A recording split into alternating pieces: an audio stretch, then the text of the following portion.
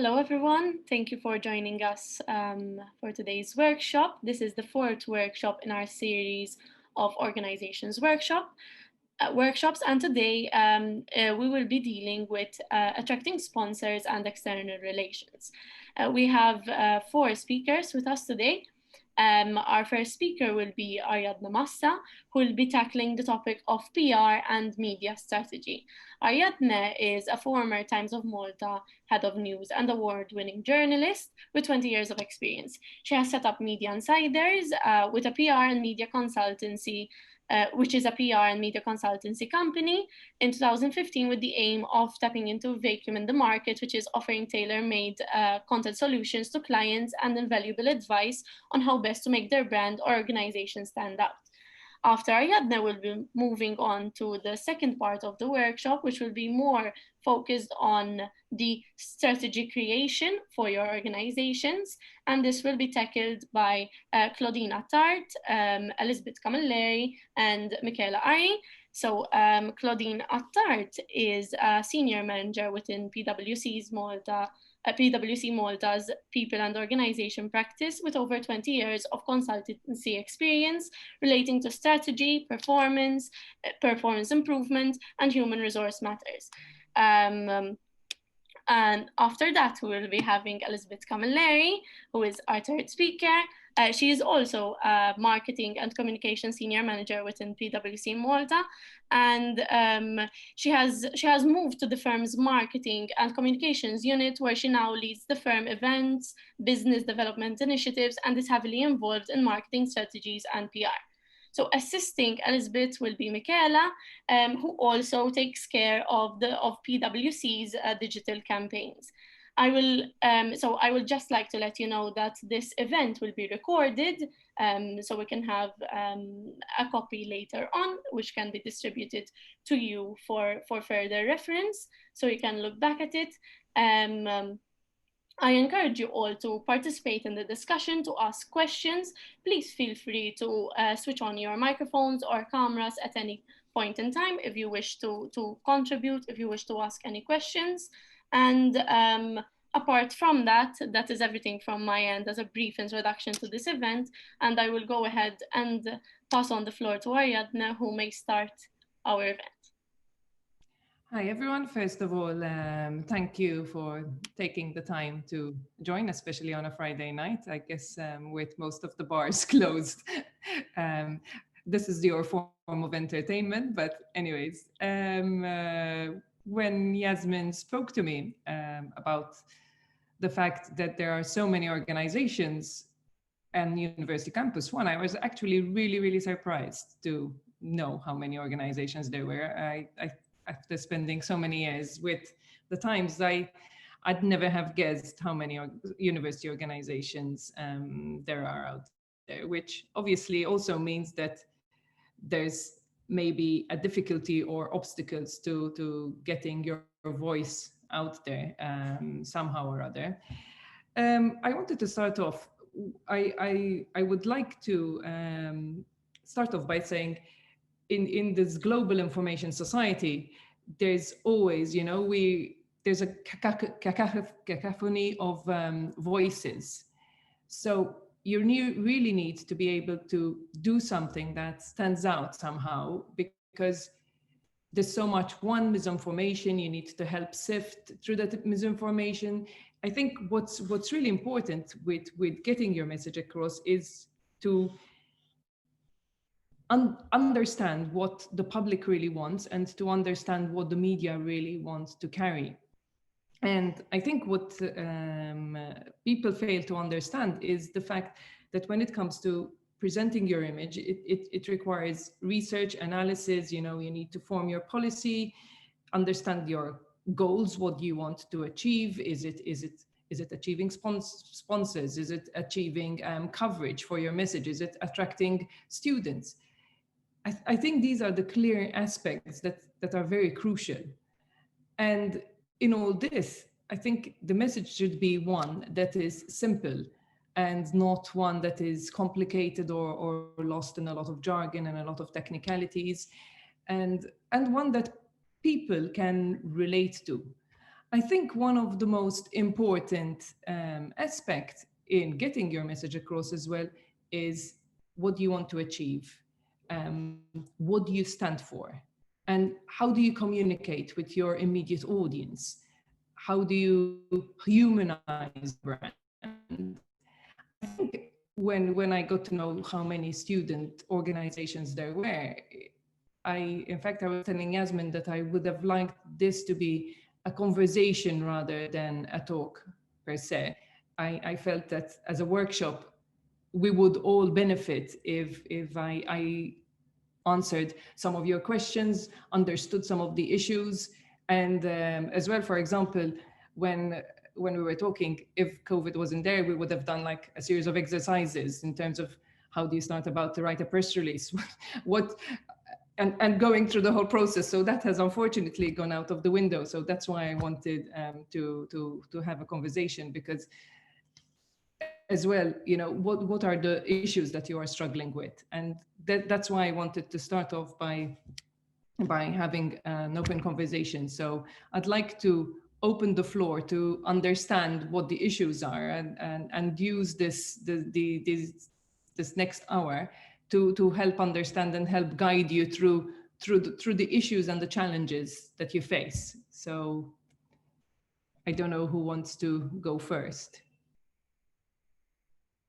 Or So obviously feel free to contribute. I know that there are a couple of issues which all organizations face, so I'm sure that everyone will be able to sort of say their part on this regard. I can start the discussion myself, so just as a as an introduction, but obviously great. everyone who is present, please feel free to contribute. I know that. All right. So it seems like Zofia has a comment to make. So I will pass on the floor to her. So I will not go on myself. Hi. Sorry. Wait. Maybe let's start the video. So basically, what my organization has been struggling with is that the board changes every year. So we don't have a consistent sort of image of our brand, sort of, per se. I mean, we have the common goals, which are in the statute, but, approach changes every year. So it's hard to sort of maintain the stability of the message, like, or the branding we have, sort of, if you understand. Sophia, what does your organization do? I didn't get what your organization does. What I meant, we are students of performing arts, so music, theater, and dance. But what I meant is every student organization has their boards change every year. So it's rare that, same people stay in the exec. And I think like the continuity of the brands that we establish is an issue. That is an issue, of course, because a year isn't long enough, and everyone has their own other extracurricular things to take care of. But in terms of promoting the message, I think it's also getting in touch with the media. For example, I know the Times really supports culture and the arts. It's tapping. It's making contact with them. Can we get a section, for example, in the Times where you get regular blogs or contributions or starting a debate? I think it is making contact with the media organizations to try and promote what you are doing, because I mean, the speakers after me will be coming in to help with sponsors, because obviously I'm assuming without sponsors you won't be able to stage and put up some of these performances. But do you use Facebook, for example, as your platform, and Instagram? Because you need to engage the students as well, your cohort, and it's important to understand the people you want to, what is the media that the people you want to attract are using? What is the tool that they are using? For example, if the most common tool that your cohort is using is Instagram, then that's where you need to go. But then if the sponsors are using more the traditional media, and there isn't the funding to be able to get coverage and exposure, it's trying to tap the CSR of media for your cause. It's also teaming up, I think, with other bigger organizations and to get your message across. What are you doing that's different? How do you humanize? I think one of the look, everyone loves stories. We've been saying stories since probably the cavemen and sitting around the fireplace. Everyone wants to hear the story. And I think sometimes in this fast paced life, we forget that we're still human beings and we still really love a good story. So how do you humanize what you're doing? All of you must have a good story to tell. You must have some interesting background. What are the struggles you face? And I think that's one. I think the human element is one of the most important thing to get across. And when I was a journalist, this is I think the element that I used to bring out very often, whether it was politicians. In fact, I think when I had first graduated and I had come back to Malta many years ago, I had introduced the concept of spending a day in the life of the political leaders. So, and it was humanizing them and showing the other side. And that is what makes it interesting. We're really interested in other people's lives. We're interested, who's this girl? What's she doing? What's she up to? What's her story? And I think it's something we really miss in this day and age. And that is one way where you can really promote and push your work and your cause and your goals, and possibly even attract other students to join, because they would be interested in being a part of what you stand for. And that's where the brand comes in, because then no matter who takes it on, this is something like, let's take the Times, for example. The Times has been there for over 80 years. We always knew that the brand is bigger than us, that you move on and the Times remains, and it's the credibility that it carries. So you kind of fit into that rather than each person creating and giving its own. I mean, obviously everyone contributes, but it's the brand that remains no matter who is there. So I think that's one of the most important things. Obviously it takes time. It can't be built, and Rome wasn't built in a day, as they say, but it's important to understand these things. Ariadne, can I share something, please, as well? Because I really like this question. One of the first things I learned in this role is that our brand is distinct from the people who lead it. So the brand, your organization, needs to have objectives which are separate from who is owning it, who is leading it, or who is organizing events or whatever. Because it's not sort of our personality or our life or our priorities, but it is of the organization, as Ariadne has been saying, sort of the last part. So I think that's very valuable. I think it's a very important point to raise. As we all know, for example, the Times has gone through its own crises. For example, when there was the whole thing recently of Adrian Hillman, and it's still making the headlines now. But the Times is stronger. The brand is stronger than that person. It takes a hit, it takes a knock, of course, but its brand is stronger and the credibility is stronger. Now, of course, one of the points you raised is very often is bringing in what we call the celebrities to project our brand. So who do you trust with projecting your brand? Who do you bring on board to project your brand? Because that's a very, very, very tricky one normally, but it's an interesting question. And like you said, the brand needs to live and succeed. I mean, look at Steve Jobs. He created Apple and then left, but Apple continued without him. Then he eventually went back, but it continued to this day without him. He created it. In fact, at one point they kicked him out. They kicked Steve Jobs out because he was like, okay, you're causing problems. But he created the brand, and the brand then became bigger than its own creator.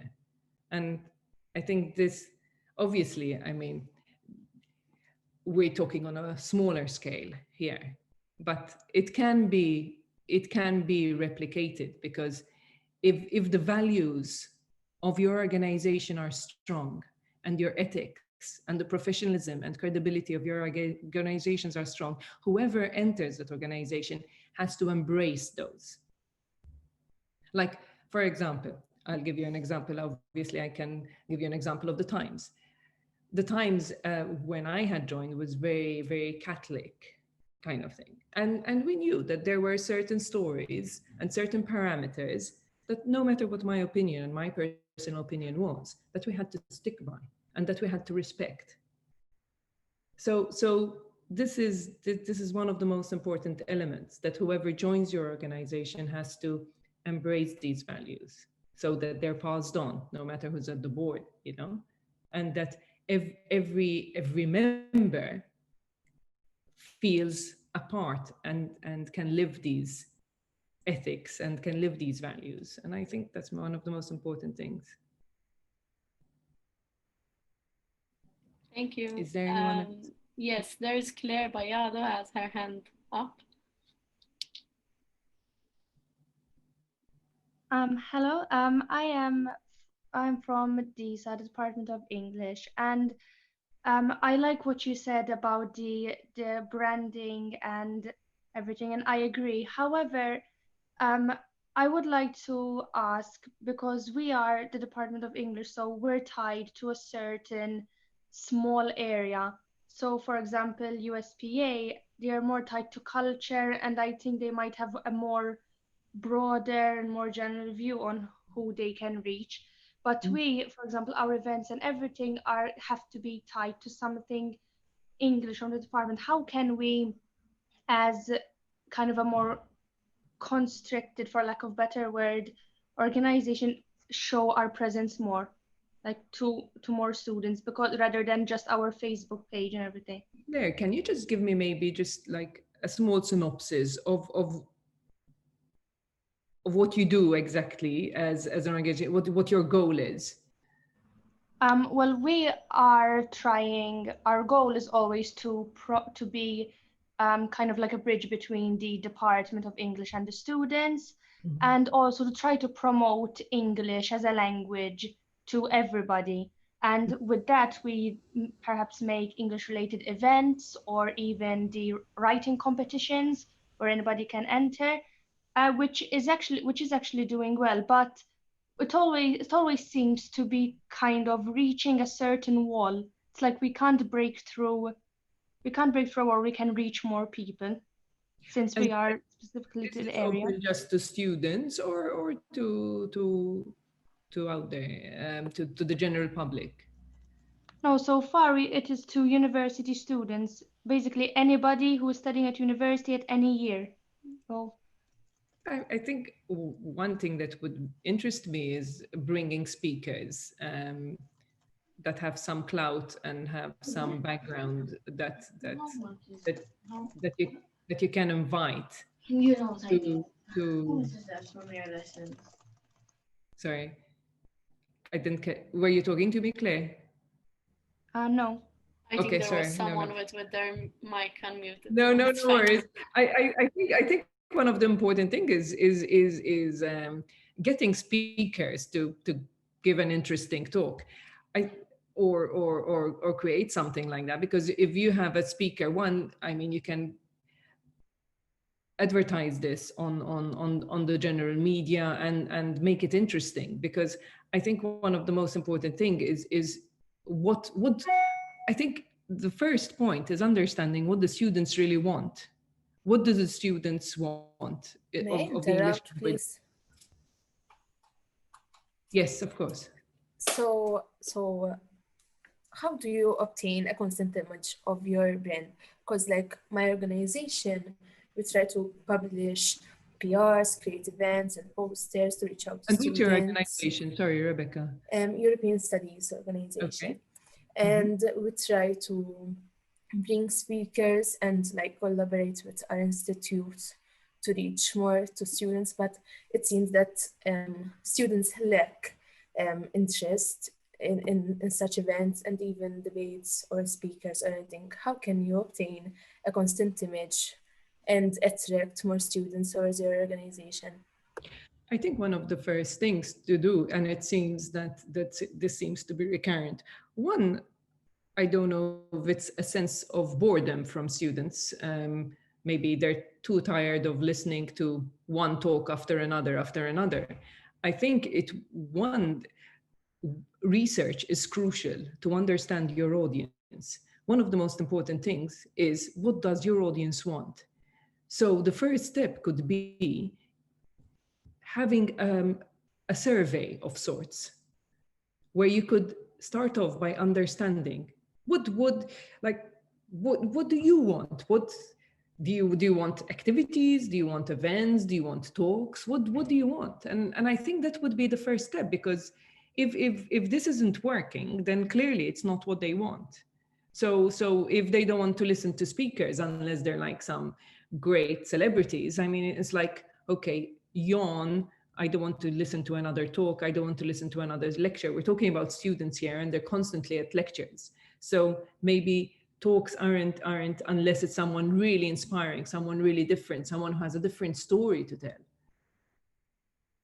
Because like even if we get speakers, let's say our target is European Studies students, even if we get speakers to talk about what we're currently studying, and they can be a big contribution to our assignments or whatever, we still can't get people to attend in a number. Like we maybe have those 10 interested students and that's it. So I really don't understand what can break through that one. I really believe, look, as students, we all had to do our surveys, right? And our research. And I think one of the most important things is starting off from there. Even asking them to, to suggest who would they want to listen to hear. Because if, like Sophia, I'm seeing one of the comments that Sophia mentioned, the student apathy. There's, I think, apathy and boredom probably all across the world, and that isn't going to disappear. But people are interested it's giving people things that they want to see, things that excite them, things that stimulate them. And probably this is not coming across. Maybe they're not stimulated by another lecture on European studies. They're like, okay, or maybe someone from European studies can come and really get them out of their apathy. But I think one of the most important things is understanding your immediate audience, because if you don't understand your immediate audience, you're not going to be able to communicate. You're going to continue organizing these events and people aren't going to want to come.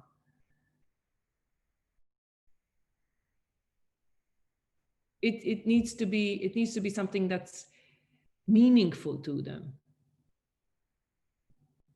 Is it possible for student organizations to carry research among themselves? I mean, I think it should be. I mean, I think we're going to try, like, we can make like a poll or something on our Facebook page or something, or Instagram even. Exactly, even encouraging their comments if you don't do a particular survey, and encouraging people, look, just being honest about it. Look, guys, we've been organizing this and you're not interested. What do you want to see? What can we contribute to make this more meaningful to you, to give you something that you'd be happy coming to listen to or happy taking part in? I mean, like, for example, during Freshers Week, we organized a giveaway for a pair of earbuds. It's something you would expect people to be engaged with, and still there was like so little response. We were surprised by how little response there. Rebecca, is this something that has been prevalent throughout, or was it something that emerged now because of COVID and people maybe didn't want to... I think I have been in this exec for 2 years now, and Okay.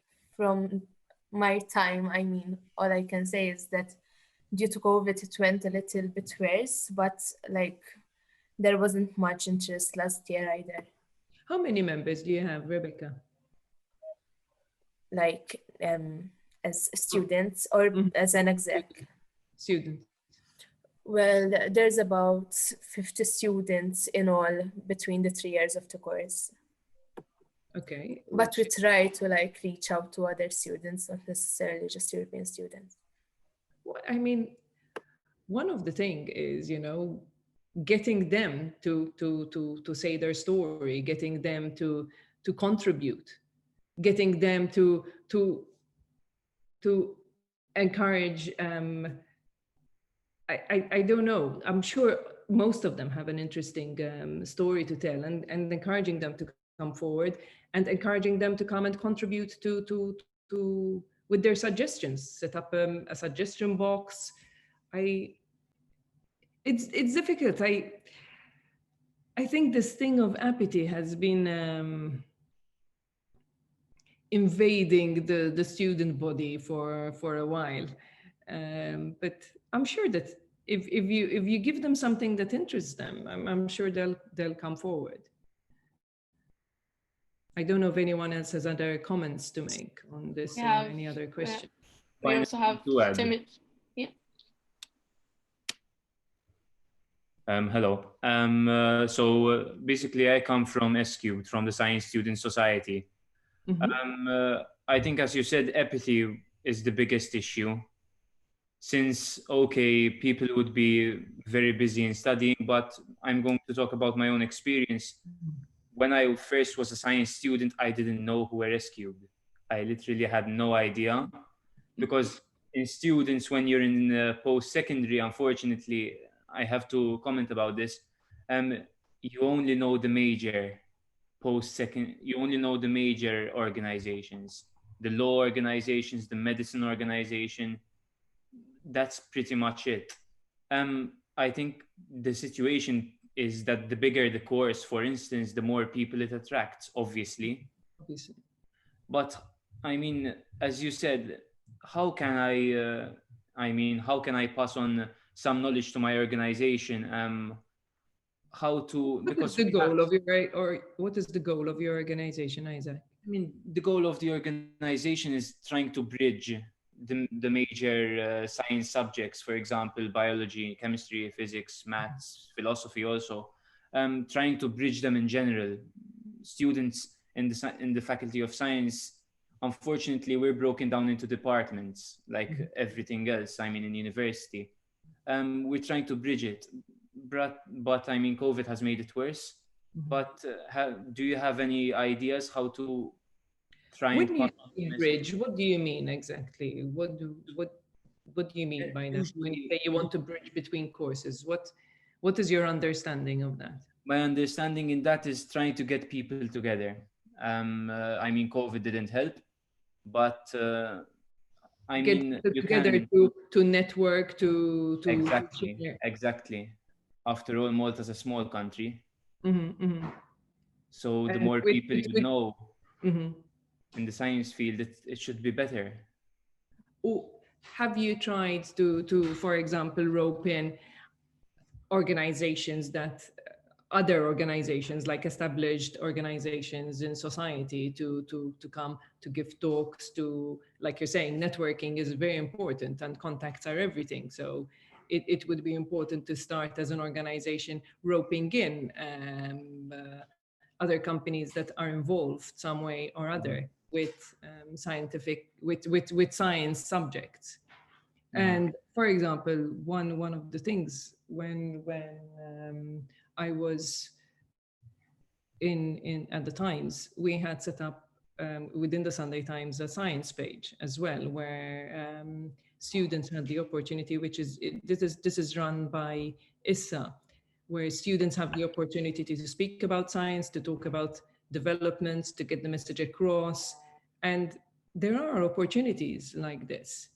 And I think it's understanding and creating a synergy between the students. What are the problems that you're finding? Is it a lack of interest? Is it? I think mostly the lack of interest, I'd say. The lack of interest. I mean, Do you organize any events for them, or?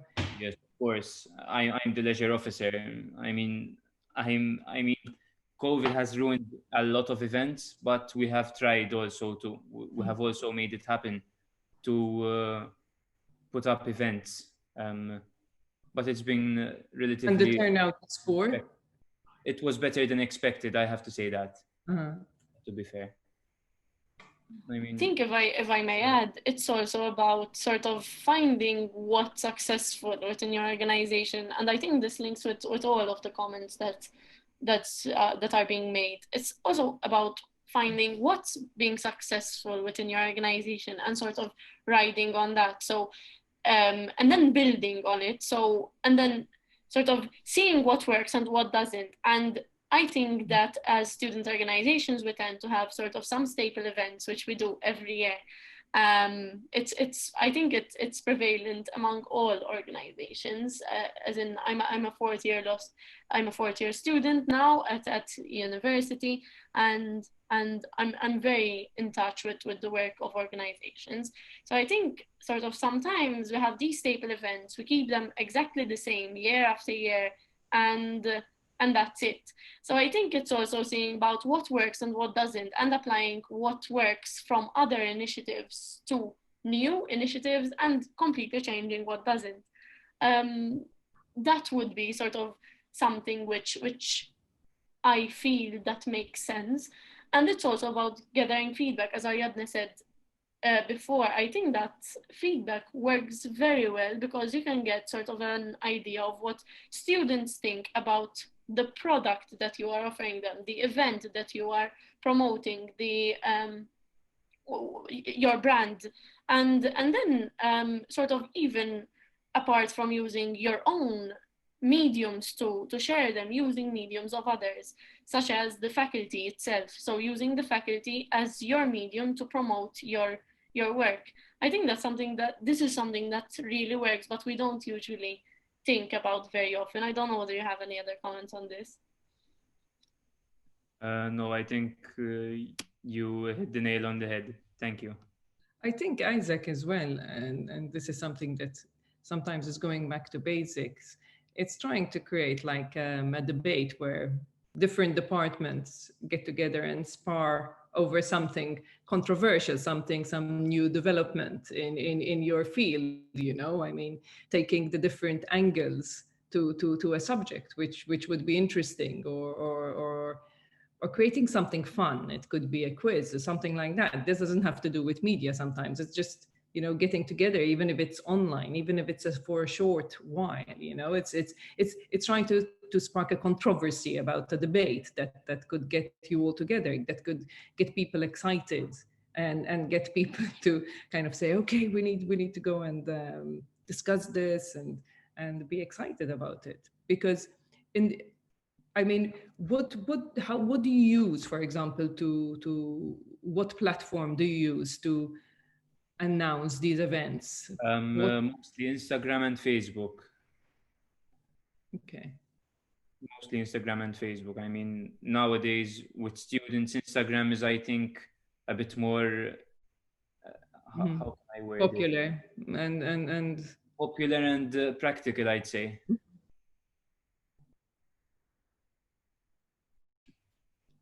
Is there any other yes, there is question?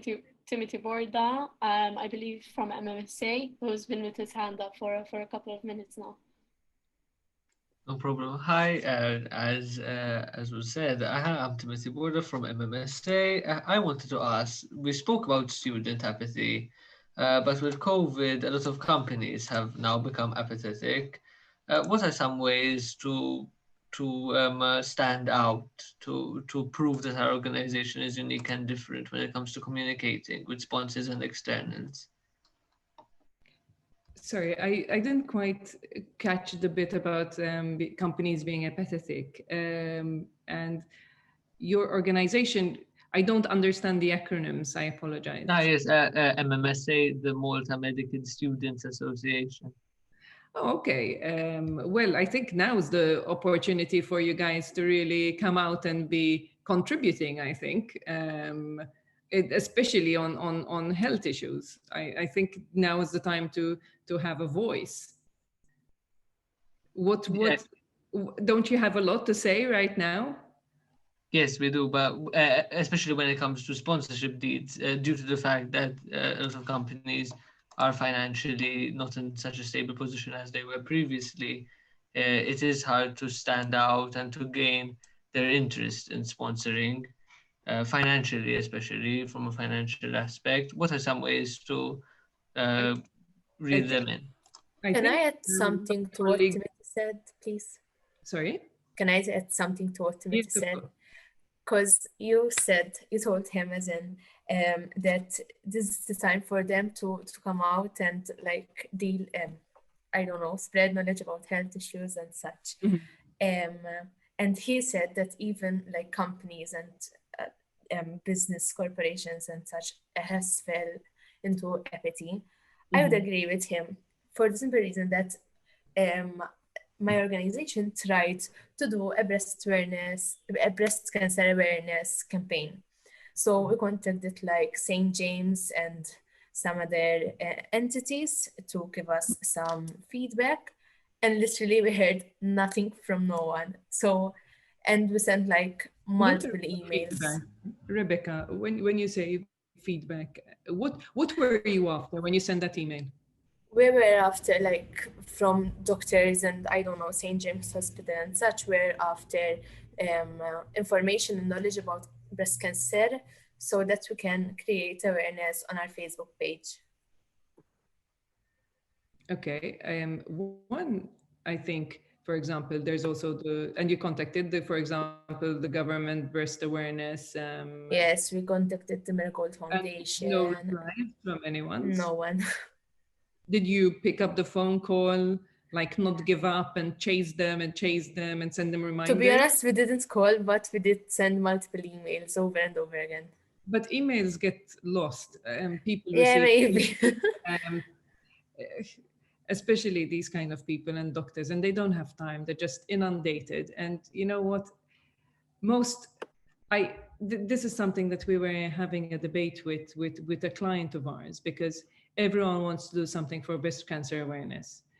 And there are very few breast cancer awareness campaigns that stand out. I mean, there are a lot of women here, and even, the message kind of tends to be the same. There are very few memorable campaigns. So they can tend to be, okay, like, oh, another one wants to, they're probably so inundated by companies and groups wanting to say the same thing. So you have to come up with something that's exciting, something that, let's say, okay, what is going to make this memorable? How is it going to be exciting? And it's about reaching out. And sometimes I think as well, just sending an email isn't going to do it. You have to call, you have to chase, you have to not give up. And you can't just say, oh, I sent an email, I sent a reminder. Even if it means going outside the offices and listen, I want to talk to somebody who can give me this information. It's a matter of, I think, as well, just getting out there. The second you have a contact in there, that contact is going to help you for the rest of the years. Each time you contact it, whoever it is, you're going to, okay, it's you, okay, what do you need, blah, blah, blah. But in life, if they don't know you and you're just another one asking for information, and you need to make the email stand out somehow or other. It's not just asking for information. Explain to them what your campaign is. Explain to them why your campaign is different and why you have a really good target audience, because it's important to start young.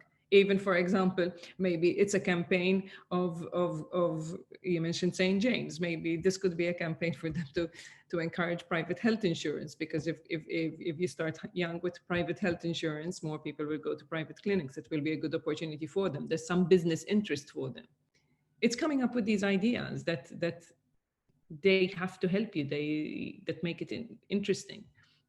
And I'm not sure if, with regard to Timothy's observation, I know the speakers after me will be discussing the specific issue of sponsorship. So I won't be going there, but I think sponsorship won't just fall from the skies. You need to start making a name for yourself and getting your name out there. Start taking a stand on certain issues. Even, for example, there were the whole issues of that were of a national interest, from vitals to the organization of where the school in Gozo, the medical school, was getting all the funding or not. I mean, I'm sure you guys have an opinion on that. We have established a task force, in fact, working with KSU, in fact, regarding BARTs, to ensure that, after all, our rights as medical students of the University of Malta are safeguarded as well. So we have taken a stand on all. And do you issue press releases, for example, yes. through KSU or as your organization? I assume in collaboration with them. Okay, because if it's not issued through you guys, then people won't know who you are. People will say, yeah, it's KSU. It's starting to carve out a name for yourself, which then will make it easier to attract the sponsorship. Okay. Even, for example, right now,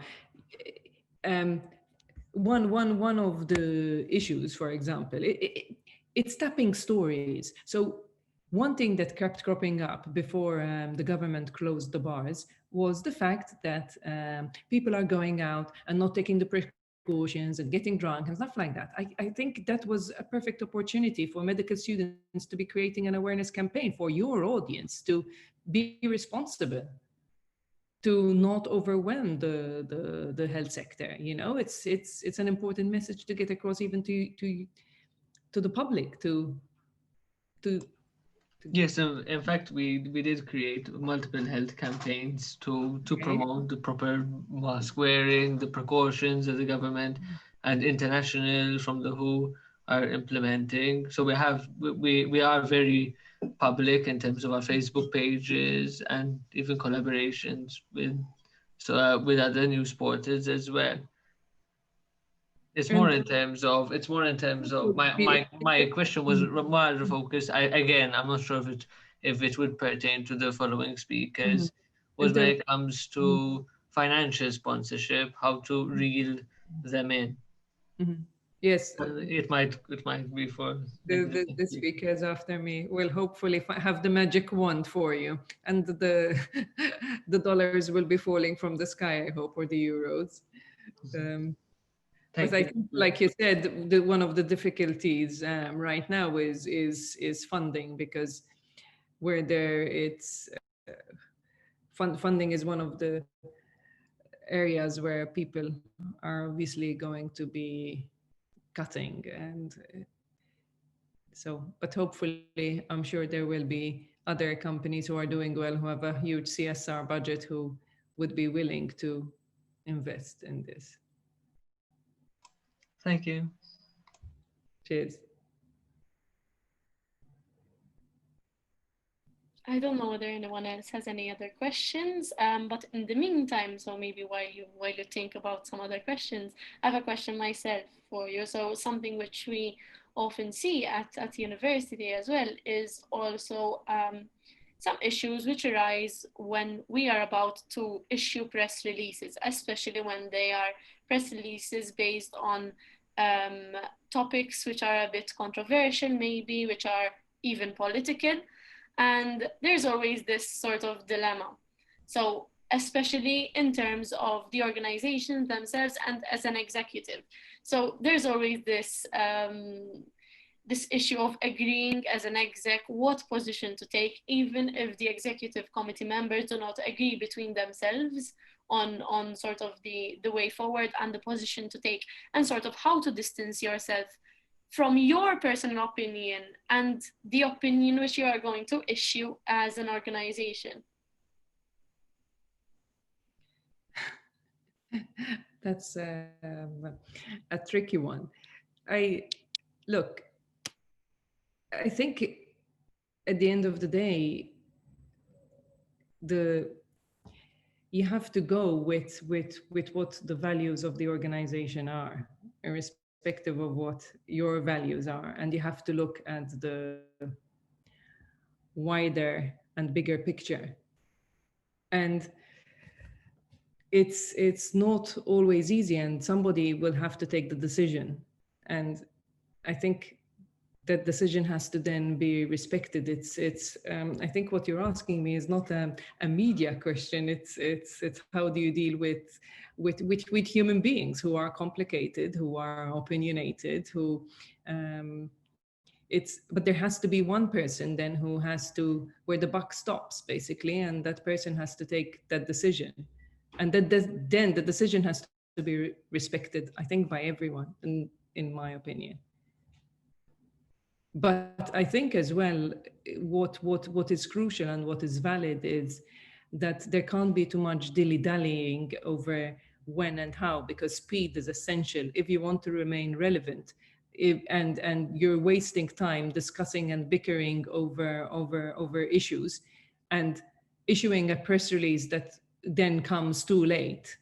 It's not going to be carried, it's not going to be featured, and you would have ended up exhausting yourselves bickering over something that at the end of the day never appeared. So you've wasted a golden opportunity to get your message across.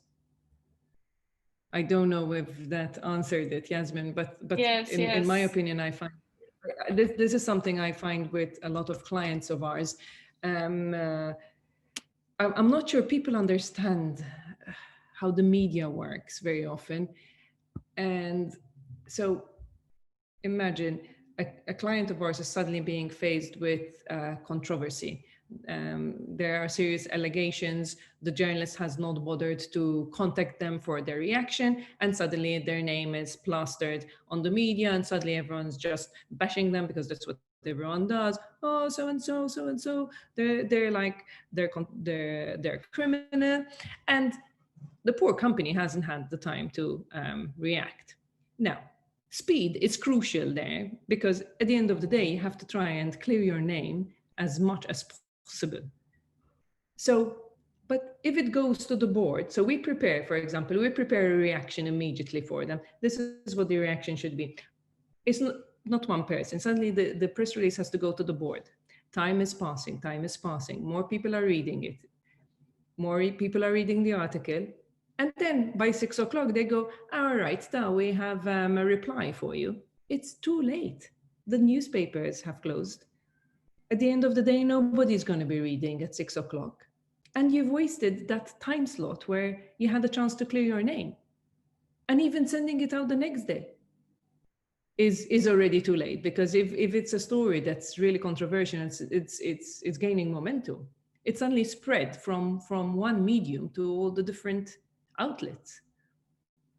And I think as well, one important thing and one important factor that I realize that a lot of companies, this might not be valid for organizations, student organizations, but when something happens, it's important to understand that it's going to leak out, and it's useless you trying to hide it. It's better to present it in a proactive way and dictating the narrative yourself, rather than have somebody dictate the narrative for you, and then you have to go out and defend yourself.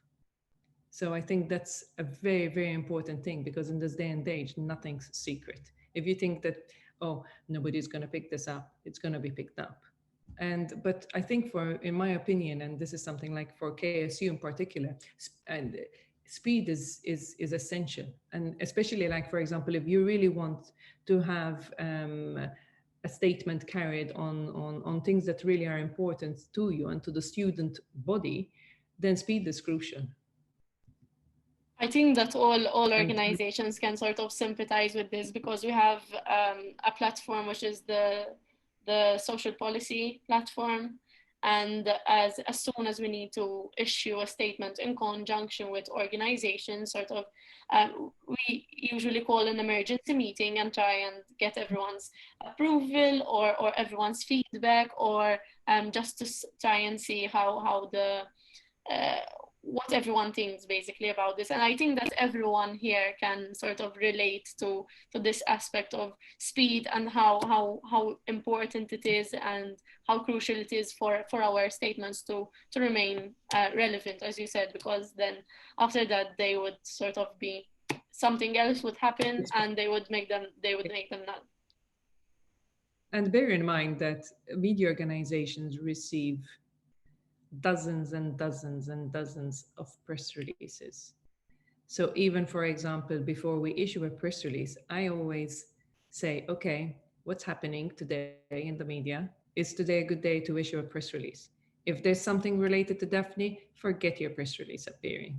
Everyone, all the media organizations are caught up with the inquiry. And if you send a press release about something that isn't really newsworthy, it's not going to be carried. If you send it on a quiet day, say, for example, a Monday when nothing's happening and the newspapers are having a really dry day, then you have a much better chance of it appearing. And again, timing is essential. The earlier you send it in the day, the better.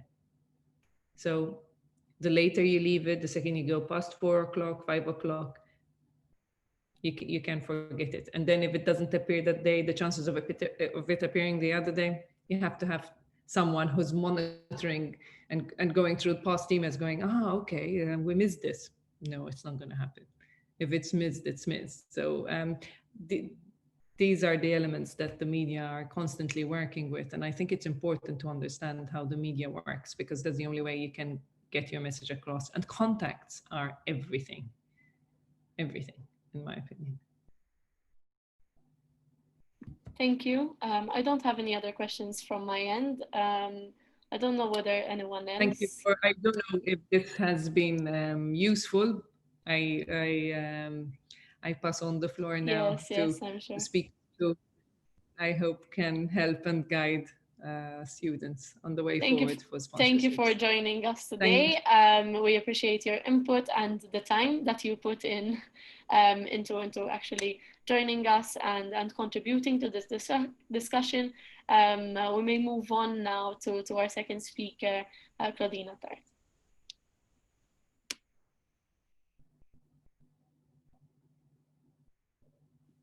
You are muted.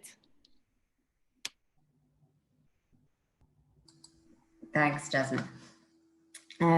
So good evening to everyone. I'm very excited to be here to speak to you. I mean, you're reminding me a lot about my student days, because I at the time was very active in a student organization in ISEC, so in the committee, and I was president also. So I can really sort of empathize with what you are saying and the issues that you are mentioning, which obviously were also at that time were present. And just give me a second, let me share my screen.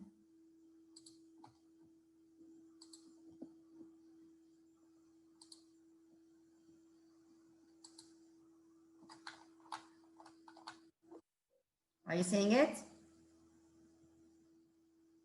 Yes. Okay. So obviously what we're going to be speaking about in the next hour is precisely on attracting sponsors and external relations. I mean, as Timothy mentioned earlier, this is obviously one of the key struggles of student organizations. And obviously in the current context that we are in, is obviously more of an issue. I mean, obviously a lot of companies are facing financial difficulties and uncertainties. So, you know, when you have issues such as, you know, having to make employees redundant or reducing their wages or needing support to actually survive as a company. Obviously, you need to put yourselves also in the shoes of these companies also when you are approaching them for sponsorships, for example. But hopefully in this next hour, we'll be giving you some tips that will help you in this regard. One of the first things I'd like us to do when we're discussing stuff, how to strategically position your organization, okay? Some of you mentioned earlier, you know, and even Aradhna, I think in her presentation, the fact that you need to distinguish yourselves as organizations. Okay, so I think this is a very important thing which we will be speaking about. I'd first like to hear from you of what you think are the key issues that you encounter, and to do this, to make sure sort of that we hear from each of you, I'd like you to use your phones and on your web browsers to go on Slido, which is essentially www.sli.do, and put in the code PWC 2020.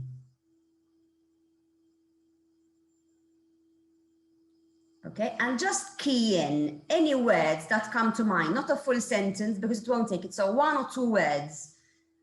What, in your view, are the key issues that you encounter in attracting sponsors and interacting with external stakeholders? Okay, so you can add as many as you want. Did everyone manage to get onto Slido? Does anyone have any issues?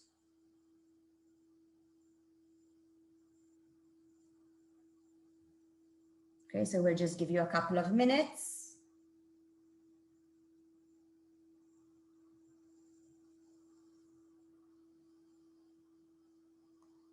We already have a few responses. You can add more than one also if you want.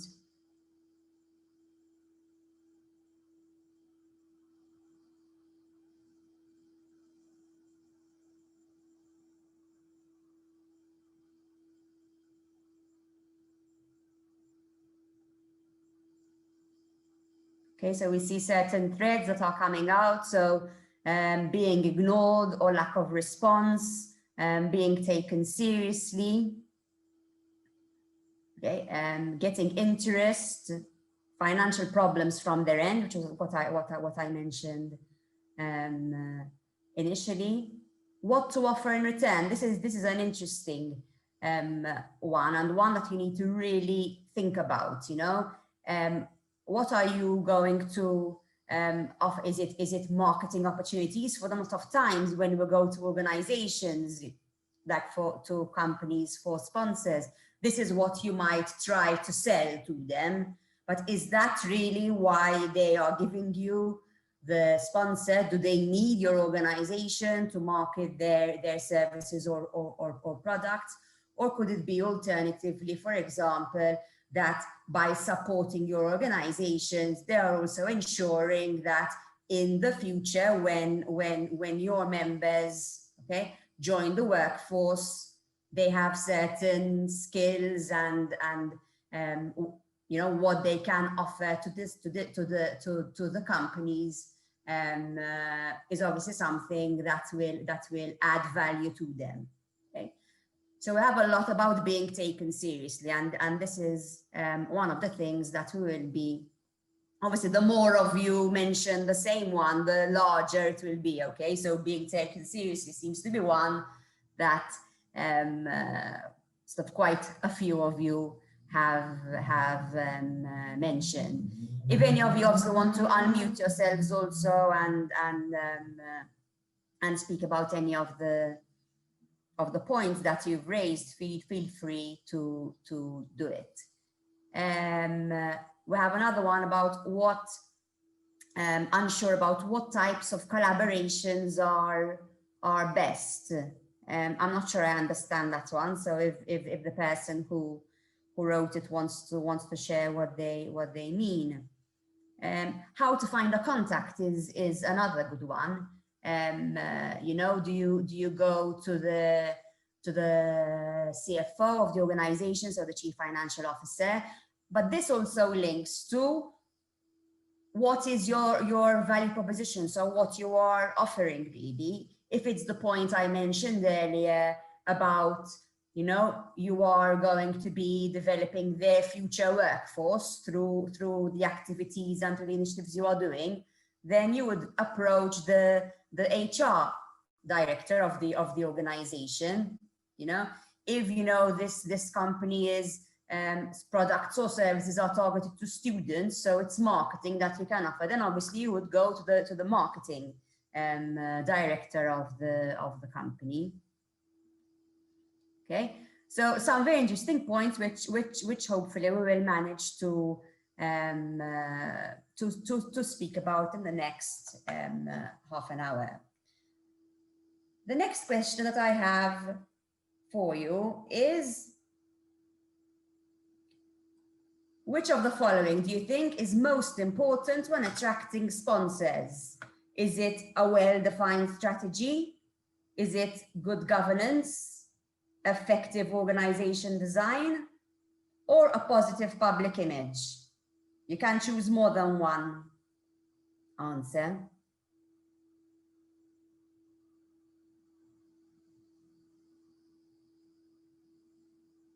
Okay, we'll just give you a few more minutes.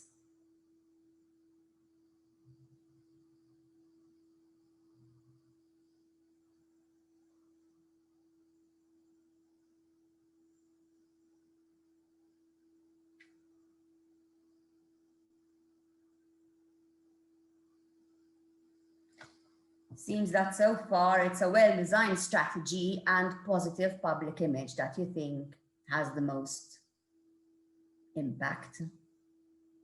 We're having some changes.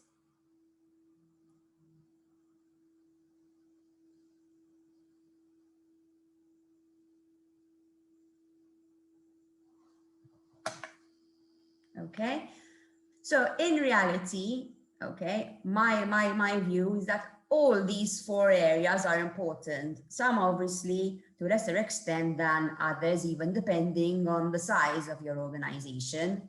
Okay, so for example, an effective organization design, which I'll be explaining to you what it means, might be more relevant for a larger organization, okay, than a smaller one.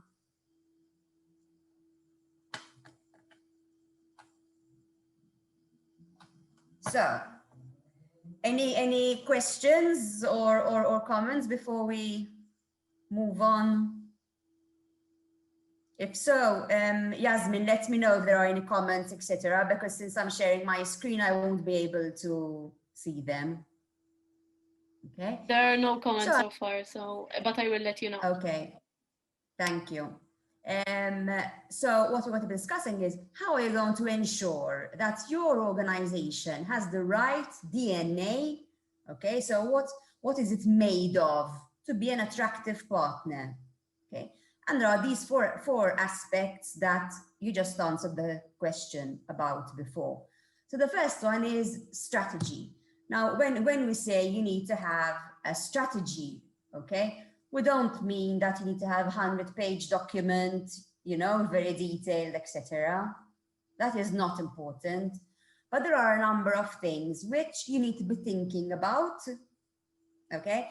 And there was one of you earlier who was mentioning sort of the board sort of changing every year, so there isn't consistency between one year and another. If you have a clear strategy in place, then this will ensure also continuity between one year and another, okay? Because your strategy should be for, say, the next 3 years or the next 2 years at least, okay? And what is important in your strategy is that, first of all, have you established a strategy? Do you have a mission? Before Ariadne was asking many of you, what is the role of your organization? This is something that you need to be really clear on, okay? Why do you exist as an organization? That is your mission, and it really needs to be defined, okay? Your vision, where are you going? what are the values of your organization? Okay, what distinguishes your organization in terms of its values? And this will also guide you in decision making, for example. Okay, have you considered how the values of your organization match those of who you're asking funding from? Okay, so this could be something that you use to attract a sponsor to you. Okay, because and this is something that you need to be doing when you're approaching, okay, sponsors. You need to carry out research about them. You need to know what their vision, what their mission as an organization is, what their values. Okay, how is your strategy aligned to theirs, to find something that is common that's going to give you. Remember that a lot of times when you are, I think Liz and Michaela will be speaking with us about sort of how to make a pitch later on, but those first 5 minutes you have with an organization, okay, or even before when you are contacting them even to ask for a meeting, are the most important part. So in those first 5 minutes, you need to find something that is really going to get them to listen to you. And a lot of times that comes if you find something where your strategy and the strategy of the organization that you are hoping to get funding from is aligned. The next thing is, what is your value proposition? So what differentiates you as an organization, okay, to the other 20, 30 organizations that there are, you know? Why should they be partnering with you rather than another organization? And you need to be the first ones who are convinced of this, okay? So obviously here we're having a frank discussion, and before you were sharing obviously the issues you have with your members, with apathy, etc. Okay, but obviously you need to go out there to these sponsors with a positive attitude and showing what your strengths are and what you can offer them. Okay, and another one is, do you know where you want your organization to be in the next 3 years, in the next 5 years? Okay, what is it that you want to achieve? So that is the first part, strategy, and we'll be going into it a bit also in more detail. The second thing that I mentioned is around the organizational design. Okay, so do you have a formalized organization structures, especially obviously for the larger organizations? Okay, do you have roles within your committee? Okay, are they clear enough? Are you ensuring that there isn't duplication in roles? Okay, you know, sometimes you would find out that maybe one committee member has contacted one organization and somebody else has contacted them also, okay, from within your organization. So making sure that you really have clear roles and responsibilities. Okay, are these roles that you have and responsibilities aligned to your strategy? So in your strategy, if your strategy, you are saying you want to, in the next 3 years, for example, increase your membership base, okay, from, I don't know, 50 to 100, then is there someone in your committee who is specifically focused on this task, for example? Okay, so this is something else that is important. Also, do you have the capabilities to do it? Okay, so do you have the skills that you need, or do you need others? How can you involve more people? Before you were mentioning sort of, you know, the issue of apathy, etc. But a lot of times people and students and you know, your generation especially, it's all about what's in it for me, you know. So you really need to find those points where, you know, you can really understand what they want from your organization, and maybe by getting them to be more involved and using their capabilities, you might get their buy-in even more. Okay, the next one is around governance. Okay, so do you have the right committees set up. So it's not just about the main executive, maybe especially for the larger organizations, you know. Do you need other subcommittees to be set up? Maybe some committees that might be also cross-organization. Okay, if you find certain synergies between different organizations, okay, then you may want to join up, you know, forces in order to have more ideas, to be able to really collaborate and co-create solutions together. Okay.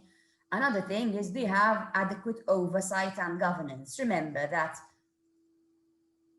at the end of the day, you are going to well-established companies in most cases. Okay, so they will want to ensure that the way decisions are taken in your organization, okay, your internal controls, for example, okay, your finances, especially if they are giving you funds, okay, are they going to be utilized in the right way? Do you have the right internal controls within your organization?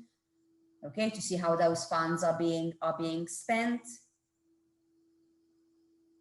At the end of the day, they need to have peace of mind that the money that they are giving you is really going to be used for what you had told them originally it's going to be used for, and also that the results that you want to achieve with those funds are really materialized.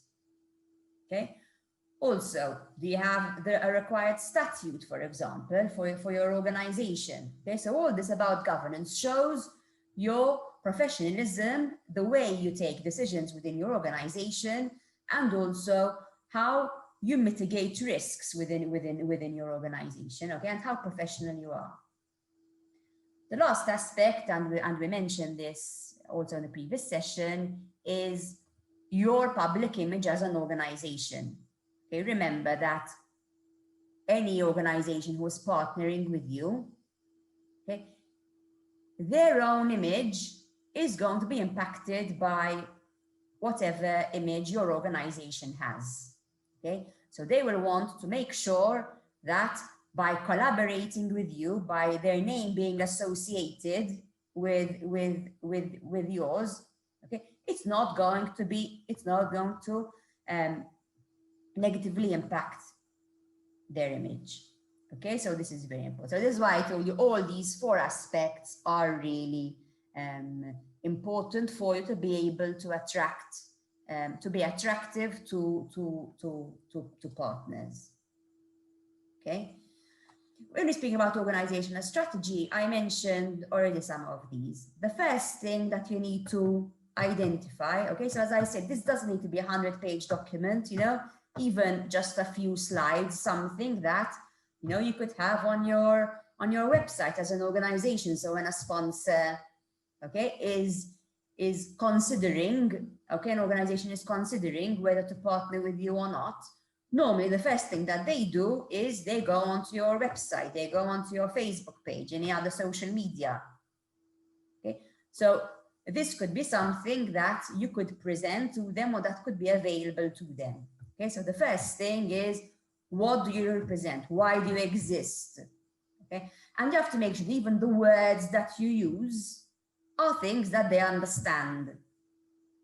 Okay, so we had earlier one of you mentioning that your role is to be a bridge between students and organizations. As students, you may understand this jargon, okay, but you have to always put yourselves in the shoes of the partners who you are trying to attract. Okay, do they understand the language that you are using? Okay, so the mission is, why do we exist? What is our role as an organization? Okay, so that has to be very clear. The second point is your vision. So what is your desired future state? Okay, where do you want to get to in the next 2 years? Okay, so even when we're doing these type of strategies with clients, okay, one of the things that we do with them, for them to come up with their vision, is we tell them, imagine your CEO, your managing director, in 2 years' time is going to tweet something. Okay, what news will he be tweeting? What will he be sharing about an event that happened, or maybe some target that you have achieved? Okay, so before I mentioned that maybe your vision might be you know, to be more strategic objective, but for example, to have 100 members. Okay, so there the future state would be your president of the organization tweeting that, you know, we are pleased or proud to announce that we have reached our 100th member, for example. So that is where you want to get to. Okay, I also mentioned the values. The values are very important, okay, because they will guide the behaviors of whether it's your executive committee, whether it's your members, and it is what really will guide you in anything that you have. Okay, so, you know, 4 or 5 values that really are the principles that define you as an organization. Okay, the strategic objectives then break down your vision. Okay, so for example, so what needs to be achieved? Okay, what is your target? So again, it could be reaching the 100 members, could be one of them. Ensuring that you manage to fund 10,000 per year through sponsorships. Okay, for example, could be your second one. So these are what your targets are going to be. Okay, and then the last one is the strategic initiatives. How are you going to get there? So how are you going to get from where you are today to where you want to be in the next 2 years? Okay, so what are those initiatives that you want to be undertaking? So it could be events, okay? It could be marketing campaigns, okay? It could be targeting 20 companies who are going to get sponsorship for. Okay, so those are all the things that you need to be doing. Okay, so that is about what needs to be in your strategy as an organization. I also mentioned organization design before. Okay, and again, here a lot of times when you think of organization design, you think just about sort of the structure of the organization, so the organization chart, yes, which is part of the organization design. It's also about the required behaviors. So we mentioned earlier your values. Okay, so the behaviors, the values are going to guide the behaviors that you want your executive committee and the members to have also. Okay, networks through which people collaborate. Okay, you could have your executive committee, but then you could have other informal networks, either with other organizations, okay, or with maybe students who participate or who contribute to certain activities. We mentioned governance and decision making, okay, which is very important. Another one is the physical environment. So when we speak about organization design in the context of a company, okay, the physical environment is going to be the office where the employees are going to work, and how best, okay, to maybe design or what are those things you need to have in the office to ensure that there is collaboration between people, etc. In the case of a student organization, the physical environment is also important in terms of, I don't know how many of you actually have a room or maybe an office at university, okay, maybe some of the larger ones do, okay, but even the way that you take care of that space sometimes impacts also your potential sponsors, okay, because it projects an image of professionalism, etc.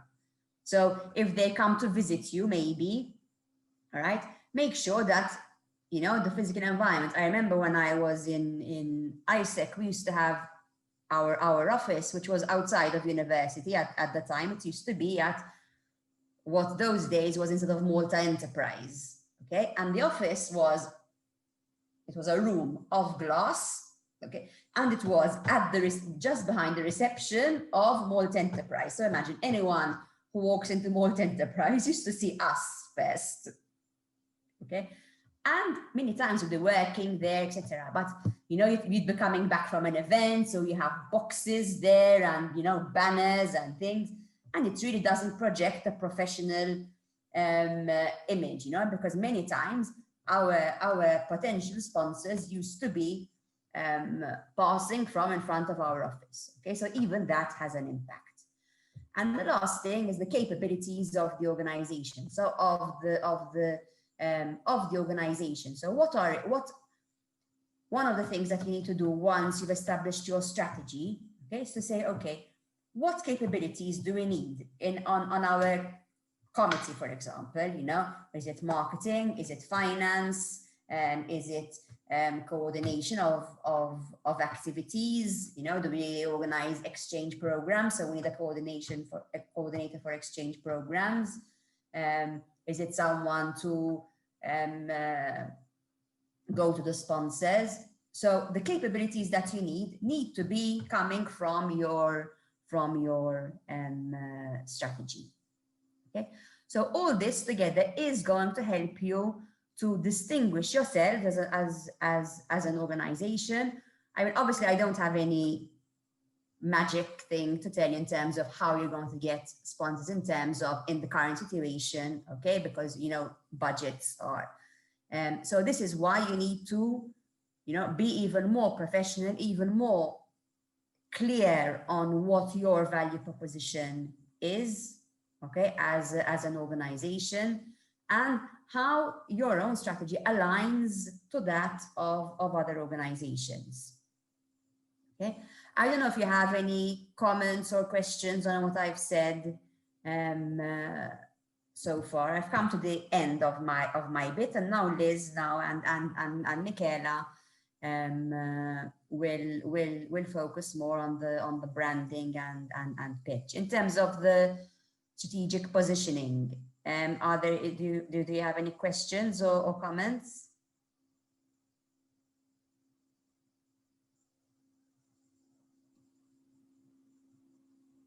There don't seem to be any questions or comments. I can't see anyone with their hand raised. I think that you are very clear, actually, in that you've managed to sort of encompass everything, which is very relevant, but very and also very important. So thank you for that. If anyone has any questions, feel free to sort of ask. Exactly. Okay, so I'll stop sharing now, Michaela, and you can share your. Thanks. Okay, so until Michaela puts up our slides, I just wanted to say that I admire all of you for sort of giving your time to these organizations. I can assure you that all the challenges you are facing and the struggles you're facing at the moment, they will help you in your career. Because obviously these are issues that we encounter ourselves as well. And the fact that you are already thinking about branding, about initiatives, attracting sponsors, it is definitely something that will help you in your career going forward in whatever degree or profession you have. So I feel that you are investing well in your future career and profession. I wanted to start by giving a practical example, in the sense, even just to SPWC, obviously student organizations are very much one of our priorities, one of our objectives. So even the fact that we are here today symbolizes a bit what we're discussing. Sort of for us, when we were approached to give a session to students, for us, students are a priority at any point in time. We want to connect with students, we want to speak to students, we want to hear what they have to say.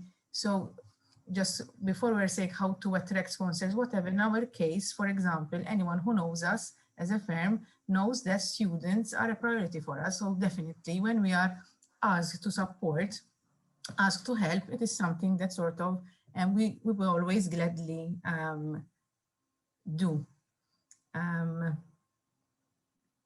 Okay, one of the questions before was, I would like to refer to it before we start. I want to emphasize that it is important, as Claudine emphasized as well, that a brand and organization is distinct from who is pushing it, from who leads it.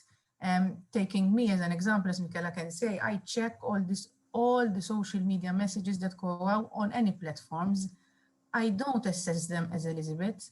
I assess them as PwC, as the brand in terms of content, in terms of color, in terms of timing, all of this sort of, it is important that even if people change, if who leads an entity changes, its priorities remain the same. And as Claudine was mentioning as well, having a strategy, objectives you would like to reach. So whoever is leading or participating in the organization is focused in achieving that target. Another thing I would like to mention as well, which is something which is very important when you are trying to attract sponsors, taking us as an example, for example, we have a green committee. We focus a lot on diversity. So if you had to check on our website, these are items that you would see that are very close to our hearts. So anyone who would approach us with potential initiatives in these areas obviously has a bigger chance of capturing our attention, because those are some of the main priorities that we try to push at Focus, at least at this point in time. So I think, as I think Claudine mentioned as well, ensuring that you make research on the entities or businesses you are approaching is very much important to ensure that you are successful in your pitch as well. And even making reference on the, I think someone from a medical organization on the St. James initiative, in my view, I don't know exactly what was written in the email. I would have pitched it for sure that sort of, we are this organization of medical students. We have like this X amount of members who of course like are studying medicine, who could be potential employees of this business. So it is very important for medical degrees as well to be connected with these students, to support them, because at the end of the day, these are the future leaders in that industry. Okay, thank you, Mick. We can move on. So the vision, I think, is very much what Claudine has handled. I wanted to ask if you're seeing the full slide, because I'm not seeing the full slide. I'm not seeing the full slide.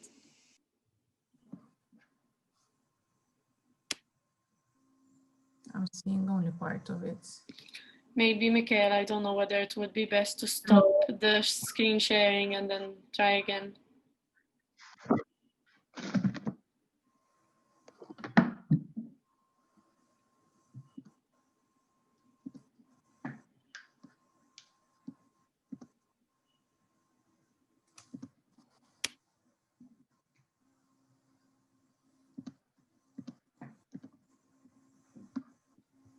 Yes, I think it's fine now. Yes, okay. Yes, it's fine now. Okay. Thank you very much. I was going to ask you, Claudine, keep close because we might need to. No, exactly. I was ready to switch on to mine then as a backup plan. Thank you very much. As well, I wanted to mention another point, which I heard someone referring to, is the COVID situation. I agree that it has impacted us heavily. Even us at the firm, we used to do much more events.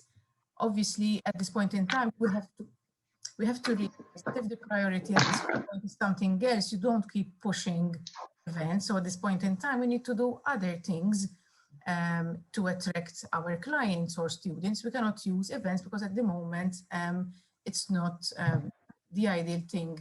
Possibly you have noticed as well, normally we're very much present, for example, during freshers at university, we have a stand.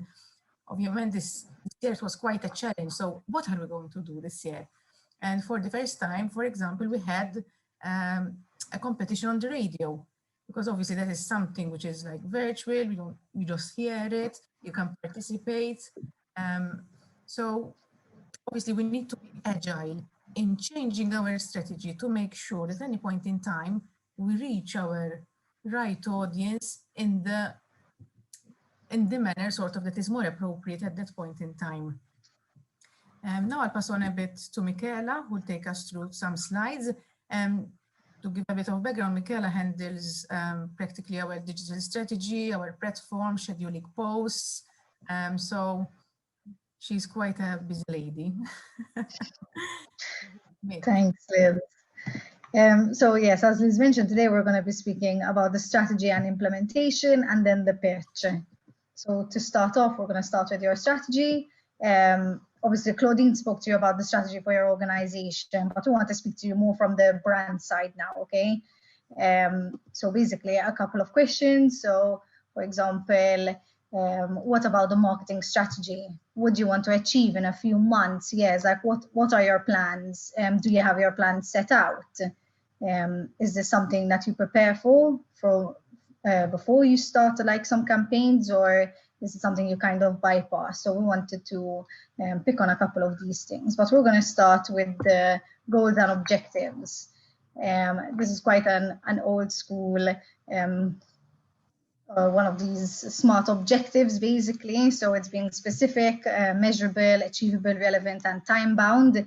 These are all very important points to keep in mind when you're preparing campaigns, whatever it could be. Okay, it doesn't need to be social media. It could be a face-to-face meeting, for example, where you want to pitch to a potential sponsor, etc. So we just listed down 2 examples over here for like a goal and an objective. So a goal could be, for example, attracting potential sponsors, and your objective for that goal would be to gain 10 new sponsors in 2021. And you need to obviously come up with a plan to be able to achieve this goal and objective. Another one could be to increase your social following, for example, so gaining 5K followers in 3 months. I can take us as an example. So at PwC, one of our objectives this year was to increase our following on Instagram, but to specifically students, because our audience on Instagram is quite young. It's between the age of 16 and 24. So we wanted to increase our following there. So what we did this year was we had a competition for freshers, which just ended today. We announced 4 of our winners. And basically our followers will keep on till December. So we had a whole plan set out for the year to increase our followers and keeping our audience engaged. So that was one of our goals. So then besides all of this, obviously you've got the setting your personas, choosing your platform, and identifying your budget, which we'll be speaking to you about. What I would like to add, Mick, here is in terms of targets and goals, we need to make sure that we don't have a big number of these. So the idea is to focus on, say, a small number of goals, a small number of objectives, to make sure that all the energy of the organization is focused towards them, not having a big number and then sort of getting lost on which to want to focus, where to place our energy, even when meeting potential sponsors. What are we going to pitch? What are our objectives? It is very, very important to be clear on what you would like to achieve, even if they are small objectives. It doesn't need to be something massive, as long as it is very clearly defined and all the people within the group are focused and working towards the same objective.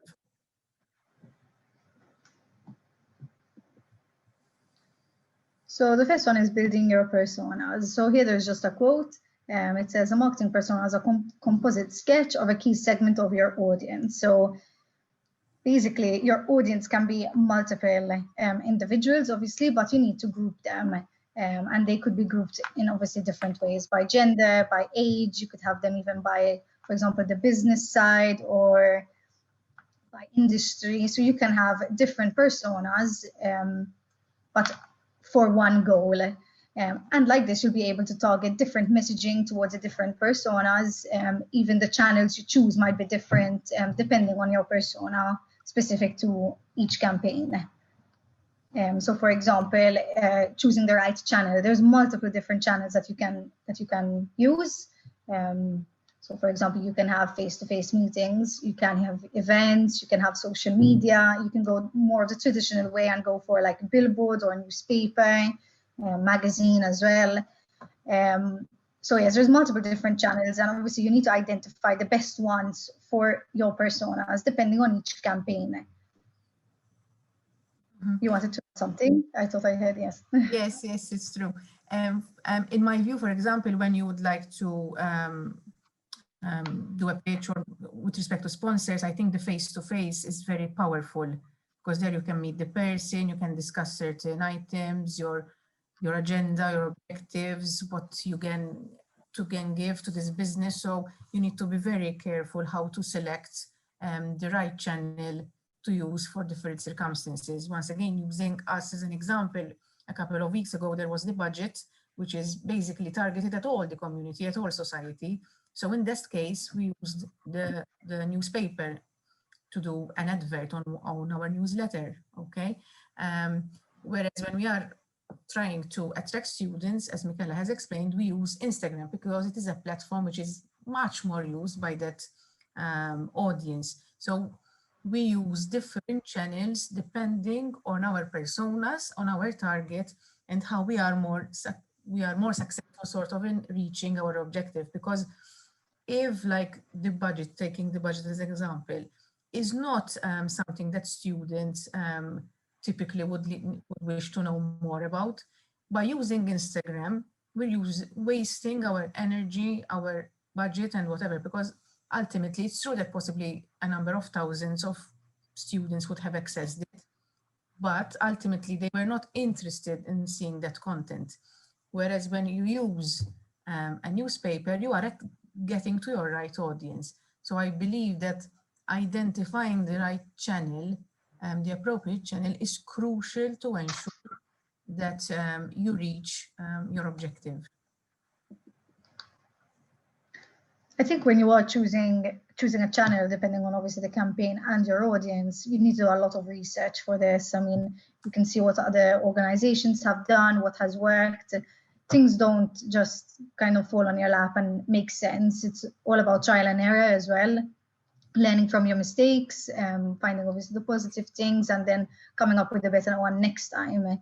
But don't look at things as a fail, but as a way to learn from them. So even if, for example, I think there was someone who mentioned about going to St. James, emailing them, look at that as trying to find new ways how you could approach them.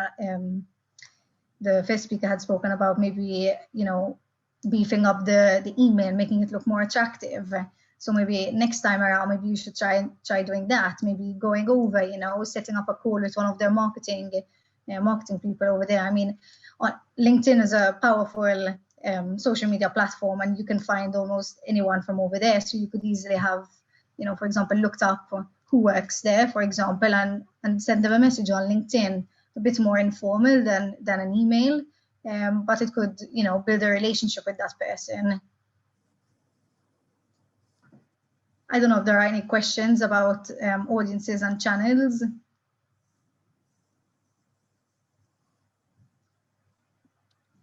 None so far, it seems. Okay.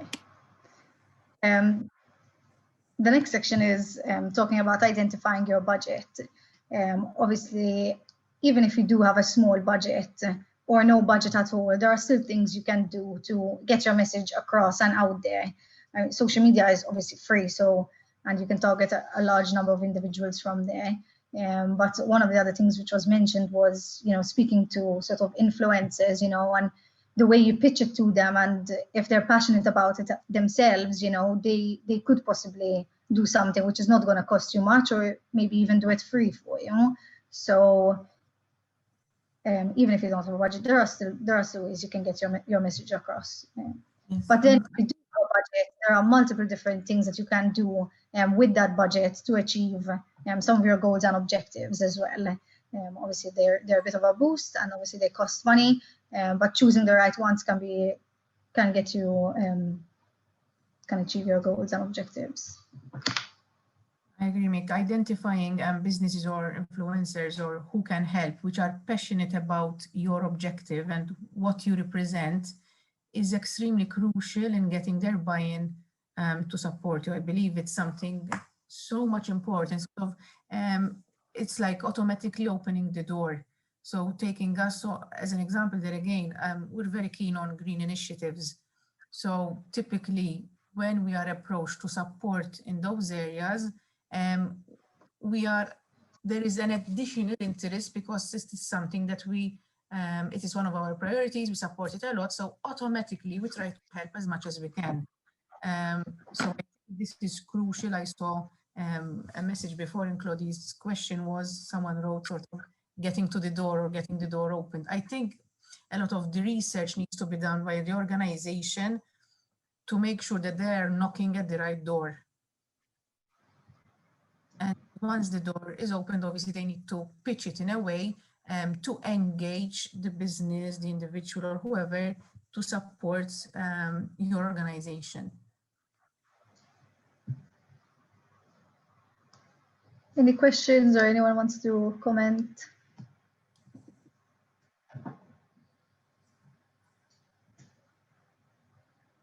Okay, let's move on to your implementation. So we'll start from the audience, then you will move on to the message, the channel, and the budget.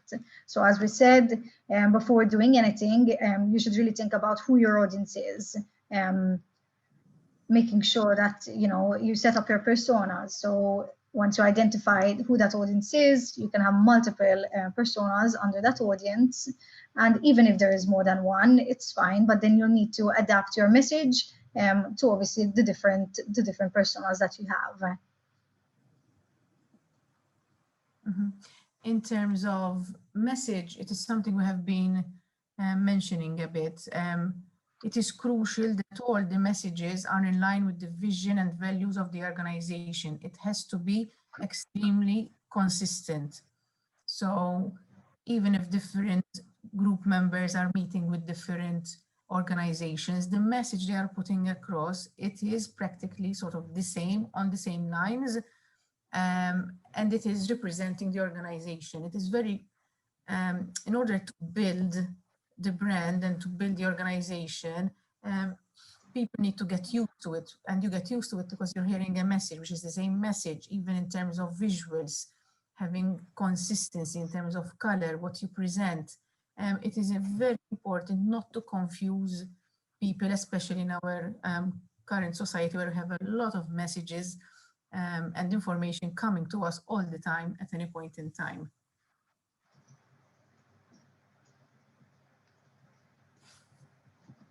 So for a channel, I think it's super important that you really need to think of your persona. Your audiences could be different for different campaigns. So where you're targeting these campaigns is essential that you lay out your audiences first and then choose the right channel for that audience. Again, channels can be made up of multiple different ones. Okay, you can have social media. Just a brief overview. I mean, Facebook is pretty much the general public, but if it's something which is more towards professionals, maybe approaching a company, then LinkedIn might be the better platform for your campaigns. And then if the audience is a bit younger, then Instagram might be the place to go. I know some of you mentioned that you're trying to attract more students to participate, and then there are a lot of interactive ways on Instagram, like Instagram stories. There are so many interactive things that you could do, which could even be part of like your research process. Asking people, what do you want to see from us?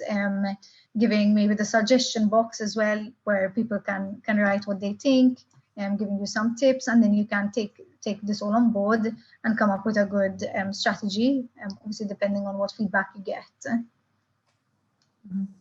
In terms of budgets are always tricky, even for us who work in an accountancy firm. I think what is very important is to determine the objective. Whereas, for example, if our objective is to reach a target number of followers in 6 months, then we have to have a budget covering the whole 6 months, the whole campaign of the project. If we have an event coming in a month, so we have a specific timing. We have 4 weeks left towards it. Obviously, the budget needs to be calculated accordingly to the timing of whatever we are targeting to achieve, whether it is a campaign, which platforms we are going to use. So it's very, very fluid and very much dependent on the timelines of the objective and how we are trying to reach that objective.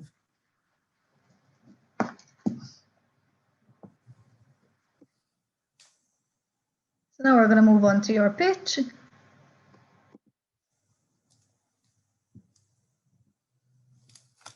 Yes, I believe a pitch, in my view, is like an interview, sort of.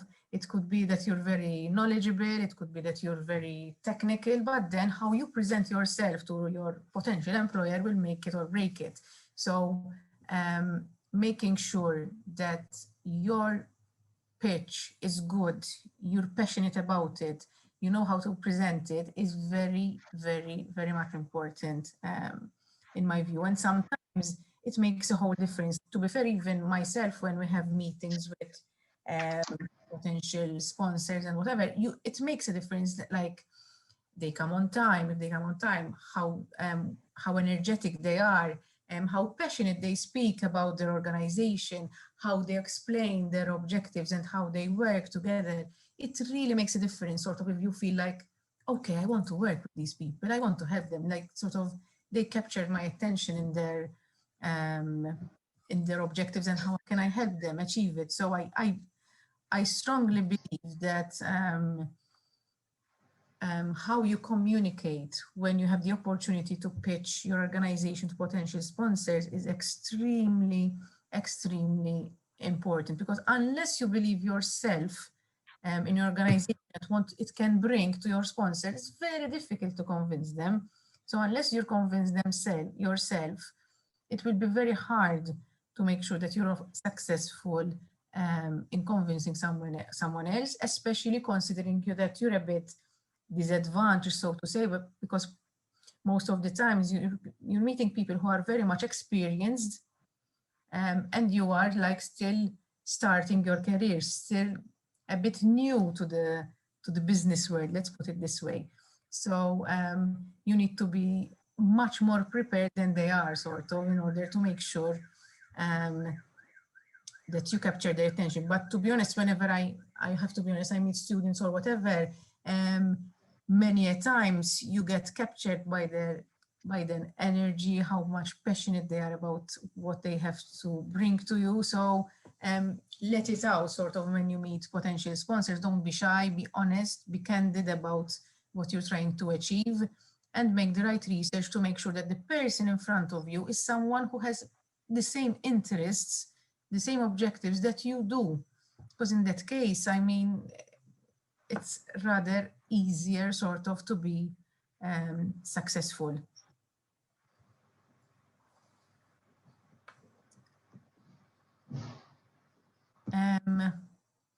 To be fair, at this point, we wanted to see whether there are any students who would like to pitch their organization to us, want to learn a bit more about them, and possibly to share with us a bit what they do, their passions, their objectives, and everything. Even myself and Michaela, before we were preparing a bit, we tried to do a good and bad pitch of the firm. But it's true, like Mick, like she was saying, how was your pitch? Mick, you shared with me when we were discussing. So it was going to be, at PwC, we hire accountants, we like to focus on digital, and we recruit students. Mm-hmm. I think you had as well that we work a lot, right? Yeah. So that is something that it is true, but the way she pitched it doesn't have a lot of passion. There could other things that she would have said, like that we're a firm of 600 people, we're very young, we're very energetic, we work on exciting engagements all the time, we organize a lot of social activities. So it makes a difference than just saying, yes, we're accountants, like we have a lot of work, thank you. Sort of, it makes a lot of difference how you pitch your organization and how much you come across as you believe and are passionate about it. I believe we have Jana from CSA who would like to comment. Hi, I just wanted to ask if, for example, there are students from criminology that want to branch out. It's not always policing. Are there not availabilities, like vacancies at PwC that accepts criminology students? And like, if so, what are they? Generally, sort of, I'm not aware that we had opportunities for criminology. Claudine, I'm not sure if I'm mistaken. Typically, no, I mean, the thing is that cyber ones typically would fit, are closest to what. More for accountants and stuff like that. Not really. I mean, if we think of advisory, for example, we have people with different professions. So whether it's degrees in HR, degrees in IT, in cyber, you know, so we're in sustainability related subjects, you know, European studies. So obviously in consulting, it's very broad in terms of the type of work that we do, also the type of expertise that we need. Having said that, I mean, anyone can, so even in terms of the role of an accountant, for example, you know, we have people who join our firm from different degrees, but then who also want to further their studies, maybe in accountancy. You know, it doesn't mean that your first degree sort of just, okay, it gives you certain knowledge, etc. But it doesn't mean that, you know, you need to just specialize in that area. So obviously in your case, criminology is a very specific area. So for someone to work on criminology, you know, for obviously, I mean, at the moment, yes, I mean, we're working on certain projects, you know, related to the police. I mean, it's public knowledge, so this is why I can share it with you. But when there's a specific course, then it's obviously harder because we might not have that type of work. But if the individual is open to other areas, then definitely. Okay, thank you. Because for example, like I'm doing an internship at MFSA, which no one would usually assume criminology goes with financial terrorism and stuff like that. Yeah, that's it basically. Thank you.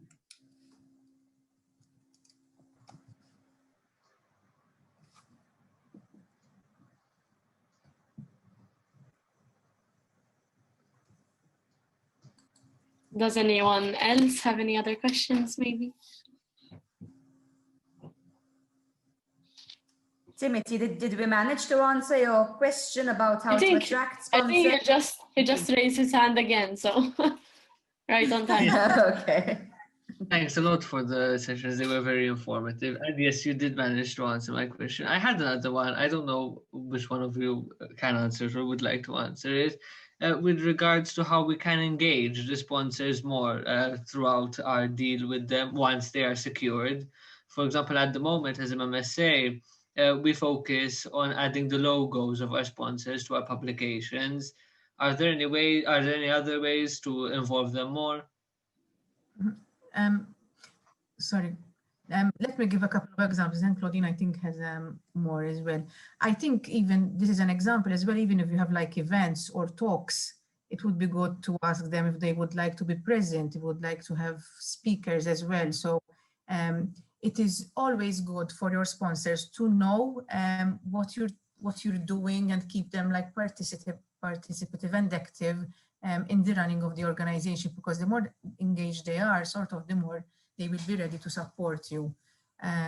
So I think as the logo, even like, for example, what we do as well, even when we have entities that we support, if they have social media messages, for example, we share it, because obviously we are collaborating together. So obviously, like, we are sharing our audiences, because if we do a post related to them, they will share it and we will reach their audience, and vice versa. They will share something of ours. So we're helping each other to reach a wider audience.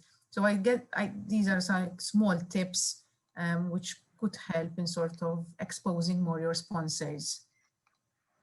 I don't know, Claudine, if you have. No, what I was going to say, there's obviously the aspect to it which Liz mentioned in terms of exposure, but in order to keep them engaged, okay, with you, it's also inviting them to events that you're organizing. If, for example, you're going to have a workshop to discuss your strategy, you may want to invite also your key sponsors to the event, you know, to give a different perspective to it, and that is a way of keeping them engaged as sort of your advisors. Also, in that way, they will know more what you are doing and can feel they are contributing towards it also. Thanks a lot. No one else?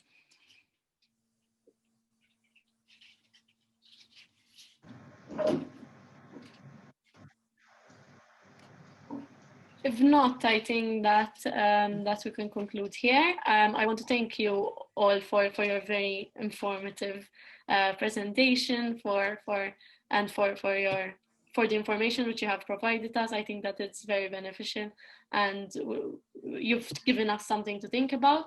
I want to thank everyone who managed to make it tonight and for joining us despite being a Friday evening. So we'll be obviously, if you have any other questions, please feel free to email me or the speakers themselves. If you wish to email me, I will pass on the questions.